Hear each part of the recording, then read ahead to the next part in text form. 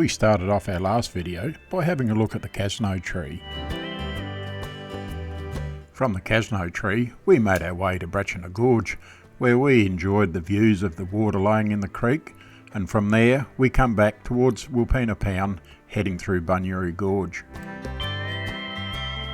After Parachina Gorge we made our way to the Razorback Lookout and enjoyed the wonderful views of the Flinders Ranges.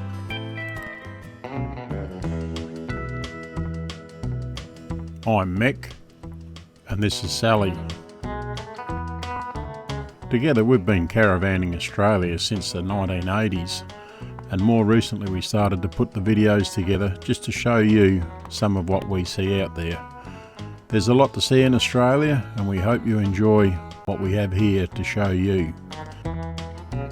You can follow us on our trips via the following social media platforms. If you like the following video, please subscribe to our YouTube channel.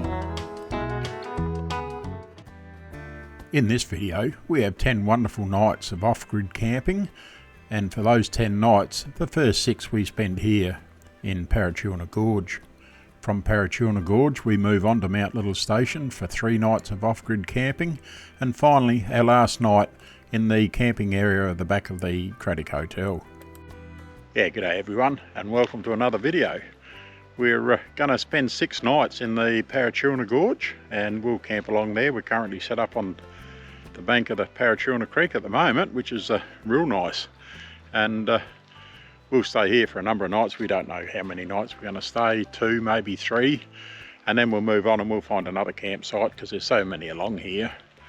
And once we finish here we'll move on to Mount Little Station. We've got 3 nights there, and from there, well, we move back towards Clare. So it's quite beautiful weather up here. You couldn't get better, and no, we're loving it. So hope you enjoy what we've got to show you.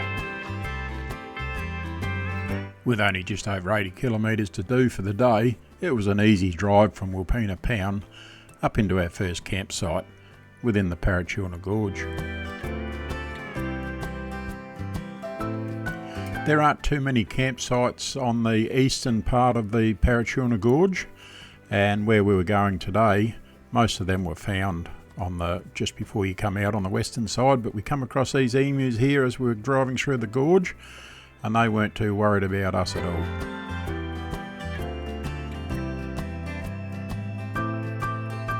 We didn't have any set camps that we were looking for. We were just willing to drive through the gorge and find one that we thought was going to be suitable for what we wanted and pull in there and sort of spend as many nights as what we wanted. And this one here was a Hyson Trail camp, and once we got there and had a look at the creek we thought, yep, this one would do us.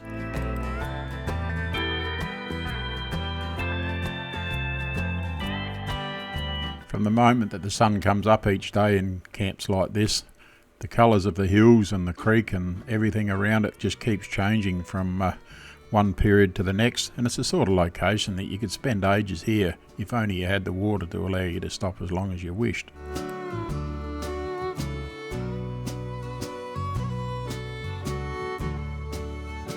The part of the gorge that we're camped in now had no water in the bottom of the creek, but quite obviously by the size of it, it would certainly run some water when it floods.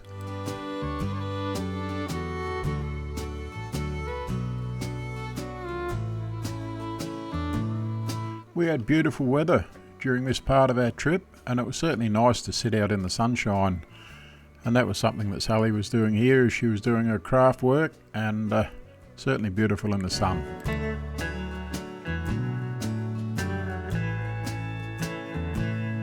Camping in locations such as we're in on this one, you didn't have to be doing very much to make the time of the day pass very quickly.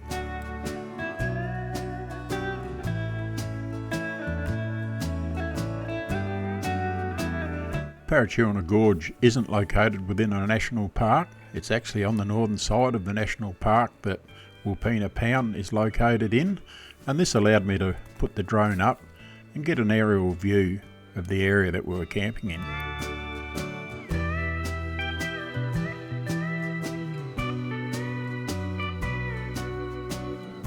With the very steep and the very high hillsides within the gorge, The afternoon shadows start to develop very quickly in the afternoon.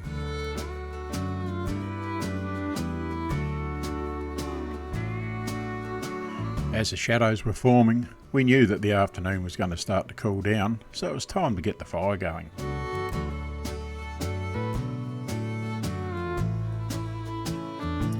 With very little wood lying around for a fire, we were glad that we brought some with us from home. Now being late in the afternoon, the colours on the ground were starting to change, and before long we were moving into that golden hour period.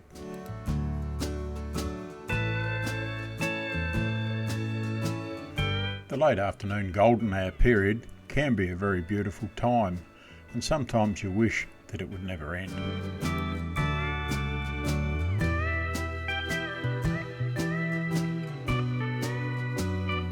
As the golden hour brings to an end of one day, another day begins with different colours entirely.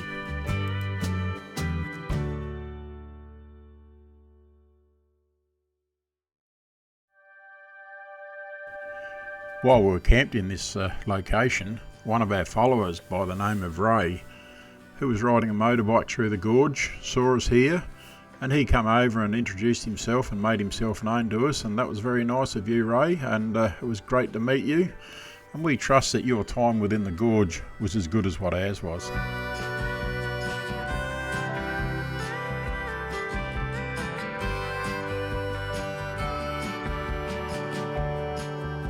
We were camped not very far from the Hyson Trail Northern Trailhead, and it was amazing the number of visitors that came here. Some of them would park their car and they would go for a walk along the Hyson Trail. How far they went we're not sure, but they were gone for most of the day on some occasions.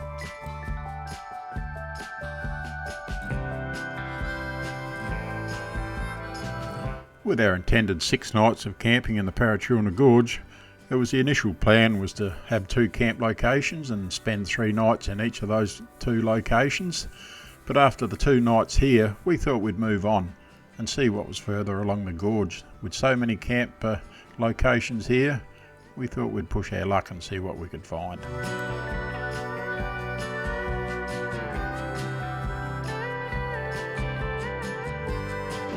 Good morning everyone, and we've moved camp here in the Flinders Ranges along the Parachina Gorge, and this is one that we had our eyes on before that we wanted to stay in, quite nice in amongst the hills, so we should have some good views, and later on this afternoon when that golden hour comes out it should be alright. Not sure how many nights we're going to stay here. It just depends how things go. We may stay for 2 or 3 nights, we may stay for another 4, because we've got 4 nights in total left on the calendar before we have to move on, so we'll just see how it pans out.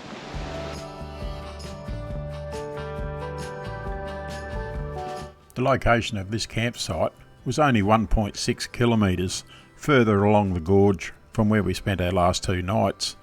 In a gorge like this you don't have to go very far, and you're in a different part of the creek. You're looking at different hills and ranges, and the views, although not different, very different to the ones that you've just come from, are so spectacular.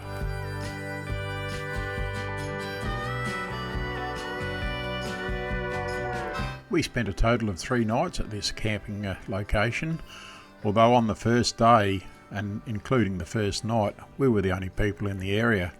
As day 2 and day 3 progressed, more and more people came into the area and camped, and the place became quite busy.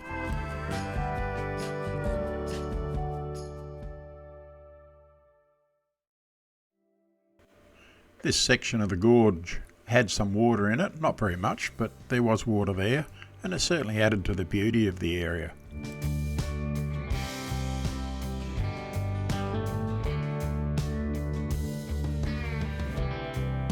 Parachina Gorge runs from Blinman through to Parachina on the Lee Creek Port Augusta Road, and it is dirt road all the way through the gorge, but we towed our on-road caravan through here with a 4-wheel drive. But in saying 4-wheel drive, anyone with a 2-wheel drive could quite easily tow any caravan through this gorge and camp in the same sort of locations that we're camping in.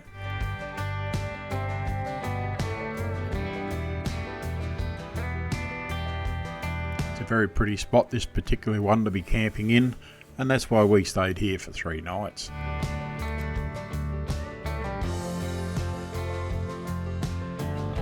Even though we still had wood on board that we brought with us from home, some kind-hearted campers previously to us arriving here had left some firewood here by this campfire area, so we split that wood, and that made enough wood for us to burn for the period that we're in this location.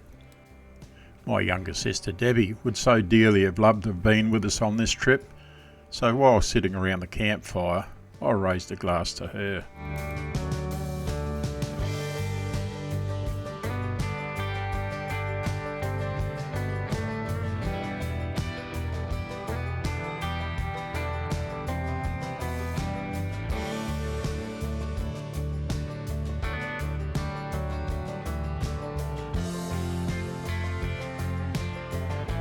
Although there wasn't a lot of water in the creek out in front of where we were camped, we were quite surprised to see that the water was actually flowing.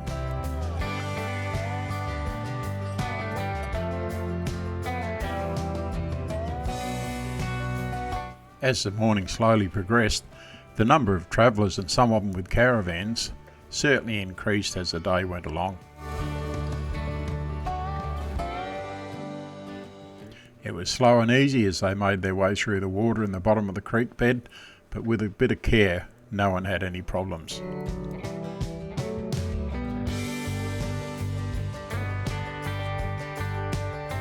After seeing a number of feral goats at our previous camp location, we didn't see one goat at all at this spot here. Should anyone wonder whether feral goats are a danger to the human population, they're not at all. Once they see you moving about, they'll run for the hills. They're more concerned about their own safety than worrying about what people are doing. As I was walking along the creek bed looking at this water, I noticed that it would flow for a certain distance and then it would disappear into the sand, into the creek bed, and then further down the creek bed it would reappear again. If anyone knows what causes this and why the water does it, just leave a comment down below and give me your thoughts, because I have heard that it hits rock hard and then that follows along on the rock, and then as it comes out again it's actually lower in the creek bed. Not sure on that, so if you've got any ideas on why, leave us a comment please. It can be hard to beat late afternoon scenes like this.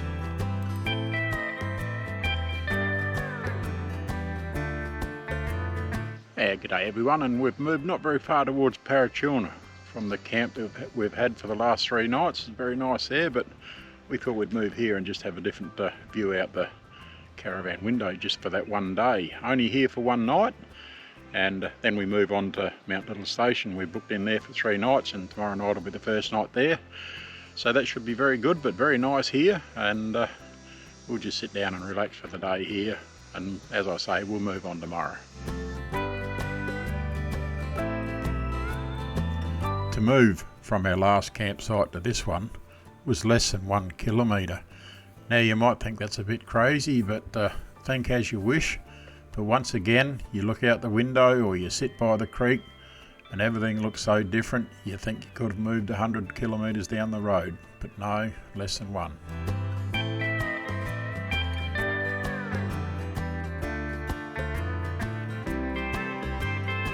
It's hard to believe how quick the time's going during our camping period here in Parachina Gorge. We've already camped 5 nights in the gorge, and tonight was going to be our last night, and then we would move on and leave the gorge and go somewhere else.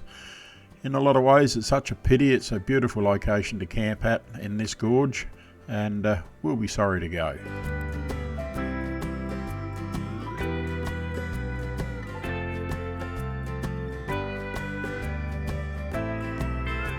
The sheer ruggedness and the beauty of the Flinders ranges, at times it can almost take your breath away.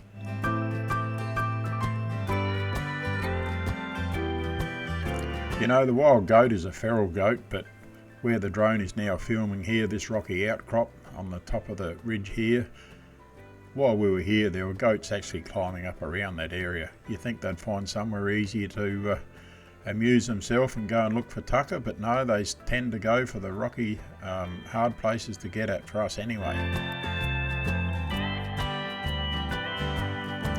As mentioned before, the feral goat is concerned for its own safety, so as a human approaches them, they'll make their way away from that human and look for safety elsewhere.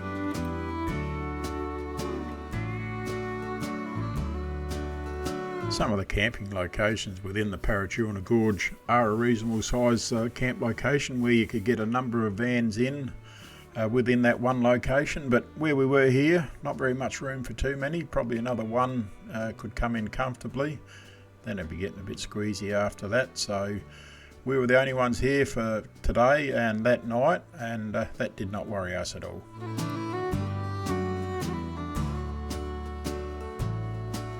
As it was going to be our last night to be camping in the Parachina Gorge, it was nice to be able to sit back and watch the ever-changing colours of the beautiful golden air.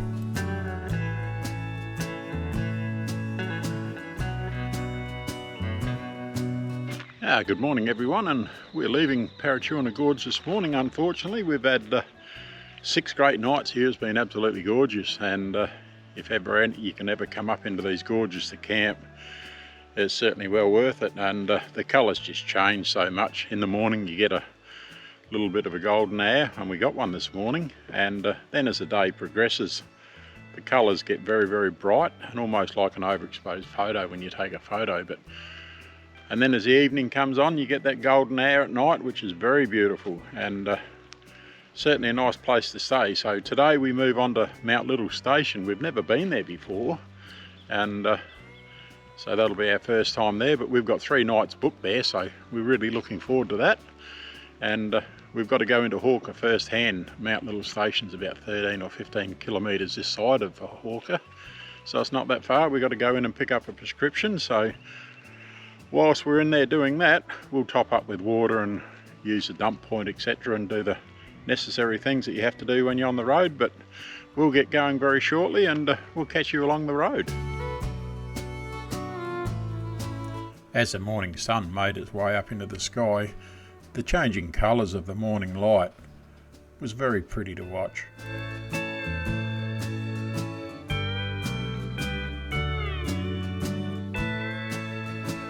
After leaving the gorge, and once we reached Parachina, we inflated our tyres and then made our way down to Hawker, where we picked up some medical prescriptions and did the usual caravanning thing with the water and so on, and then made our way out to Mount Little Station. It wasn't going to be an easy task to leave our camp location in this spot, because when I got to the road here I couldn't see who was coming to my right, and to drag a 3-tonne van up from a standing still position on a uphill incline and on the dirt without spinning wheels wasn't going to be easy. So Sally went down the road here, and I'm picking her up now, and she had the handheld radio and gave me the all okay and the clear to come out on the road without causing an accident.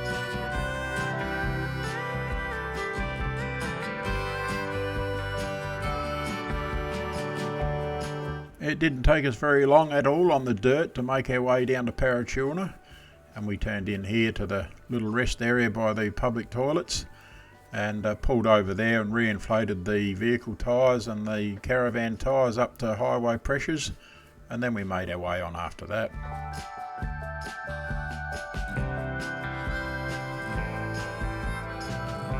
I tell you what, this retired lifestyle where we were starting to settle into it and not be pressured to have to arrive anywhere at any set time other than when we've got bookings was starting to feel good, and it was nice to travel this morning knowing that we could go at the leisurely speed that we wanted to, as long as we weren't a nuisance to other traffic on the road, of course.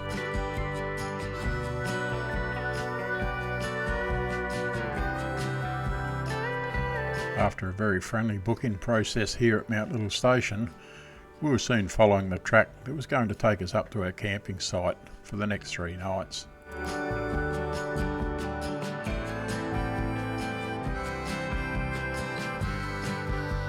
Well, we made it to Mount Little Station. Very nice host when we pulled up at Homestead and paid our accommodation fees for the site that we're on now.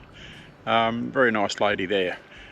We went into Hawker on our way through, got all those chores done that we had to get done, and then turned around and come back out here. So we're here for 3 days and 3 nights, of course, and tonight being Wednesday night is pizza night, so we're going to go down and try some of the pizzas and see how we go there.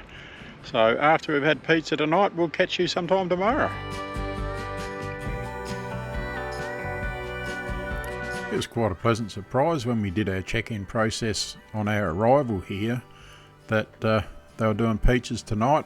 We didn't do much research before we came here, and I knew that they did pizzas on a Saturday night, but I had forgotten or wasn't aware that they did pizzas on the Wednesday night. So after a hot windy day, it was nice in the early evening to be able to come up here and eat some wood-fired pizzas.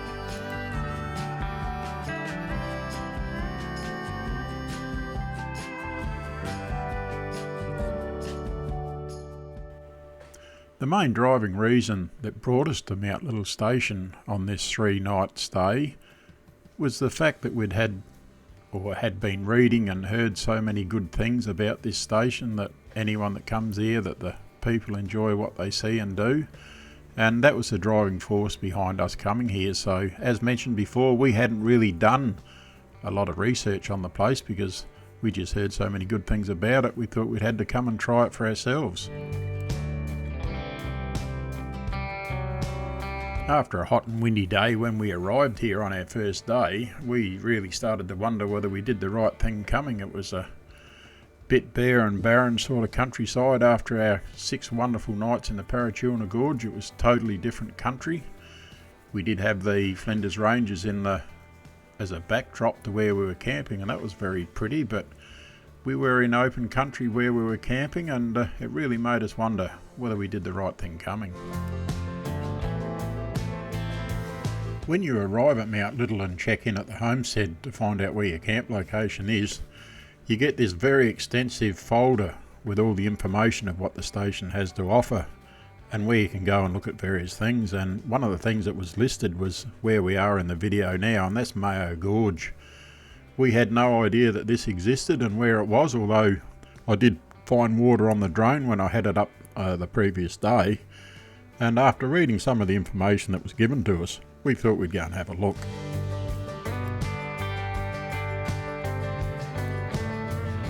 To go in and look at Mayo Gorge, it does require a short walk. It's flat going, it's very easy, and not too long at all. There's a gate that you'll pull up to in your vehicle and park there, and from there you'll walk into the gorge. With our very poor knowledge of what's on offer at Mount Little Station, if ever anyone goes there camping or visiting for any reason, Mayo Gorge is a must-go see. It's very pretty and it offers some stunning views of the water and the hills and so on that's in the gorge. It's only very small, and it's something that you don't need a four-wheel drive to go and look at if you were in the station with a conventional vehicle, because it's all good roads up to that gate, and as mentioned before, it's walking from there on, but very beautiful place to go and have a look at. During our stay at Mount Little Station, it was their shearing period, and we were fortunate enough that we were allowed to go into the wool shed and have a bit of a look at the shearing process.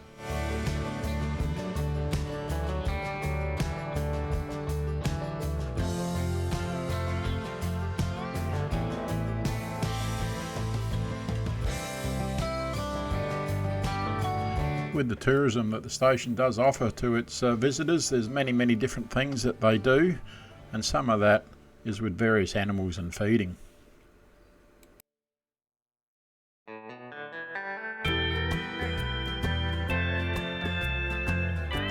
Once we left the woolshed area, we thought we'd do the loop road to go back to the caravan, and here, as we turn right now, we seen a sign that was going to take us up to Mount Little, which was a hill, if you want to call it a hill, but there's a lookout up the top, and you get 360-degree views of the station. So seeing that turn off, we took the road like we normally do. We see where we can go somewhere different that might be of interest, so we take it.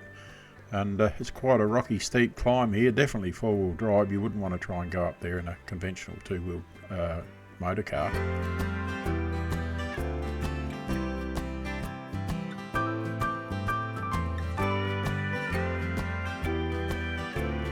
Once up on top of Mount Little and you're at that lookout there, you can see a long way in any direction that you care to look.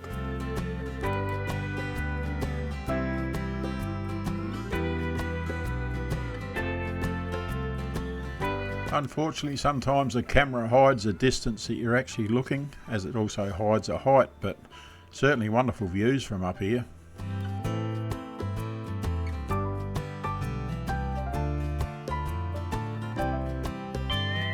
As we start to go down on the northern side of Mount Little, as it was coming up, it's all single track, and this one here would be easier to get off a track if a vehicle was coming from the other way. I'm not quite sure if it's a one-way in and a one-way out. I don't think so, but we didn't research this drive before we did it because, as we said, we went past the gate and saw the sign and thought we'd come up this way, but certainly a nice drive. And here we are now, we're around at the old cemetery.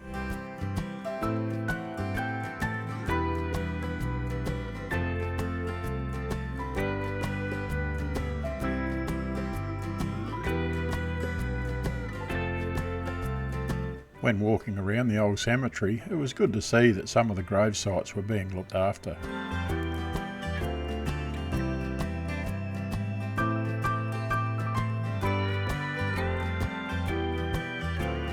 As we made our way back to the campground, although the road wasn't stony and big rocks like it was climbing up to the top of the Mount Little, it certainly had some very nasty washouts in the bottom of the creeks.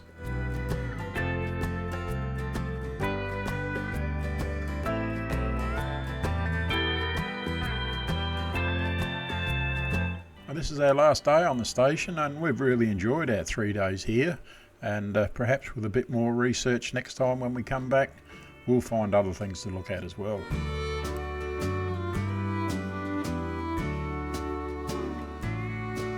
Good morning everyone. We're leaving Mount Little Station today and we make our way on to Cardock. We'll be overnighting, doing a pub stay there at Cardock at the hotel tonight, and on our way through Hawker, once again we'll do those usual things that you do on the road and top up with water and empty the toilet, cassette and so on. But while we're at Hawker, today's actually voting day. So we've got to vote in the referendum, and whilst we're in Hawker also, we're going to go and have a look at the Jeff Morgan Art Gallery. We've been there before and had a look, but that's many, many years ago, so no doubt it would have changed by then and looked totally different today. So we'll catch you along the way. As we were leaving Mount Little Station, once we got down onto the bitumen, we were now on the blacktop until we got back home.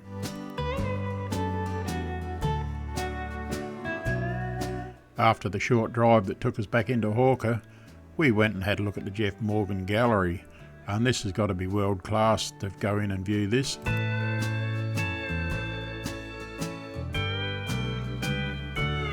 With a few panorama paintings that you can go in and view, some things have got a wow factor. Well, this one has got to be the next thing above a wow factor. They're very nicely done, and the setting that they've displayed with this one here as Sally walks into it, the paintings are on the wall from the floor to the ceiling, and then between those paintings and where you're standing there's actually rocks that are made into a creek bed, and it makes you feel like you're actually out in the wild.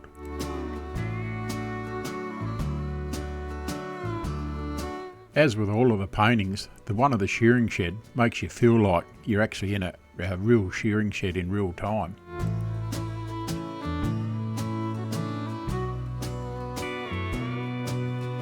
After we'd completed all our tasks at Hawker, including the voting, we were soon arriving at Cardock, where we set ourselves up and did a pub stay at the Cardock Hotel.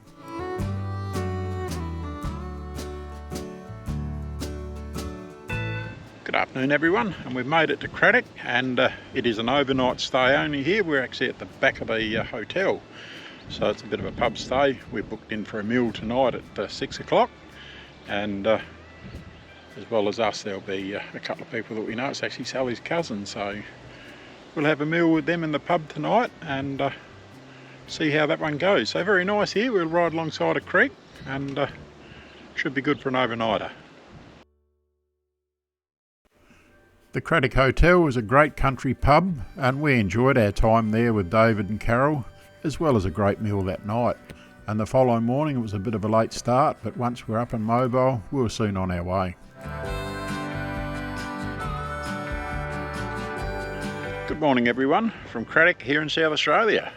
This brings the end of this video, and it also ends the series of videos that we've been doing on the Flinders Ranges. There's a lot to see in the Flinders Ranges, and we hope that you've enjoyed what we've shown you so far. And until that next video goes up, you take care and look after yourself. Coming up in the next episode, we spend 2 nights in Nauru and have a look around there. We then move on to Peterborough, where we check out Steamtown, and from there we go to Farrell Flat and have a look at this very pretty silo art. We then move on to Clare, and while there we go out and have a look at Martindale Hall. From there we move out to Port Parham for the last 2 nights of our trip. If you like the video that you just watched, give us a thumbs up, and if you want to see more of our videos, click on the subscribe button, and once you've done that, change the bell notification to all. That way every time that we do uploads to our YouTube channel, you'll be notified.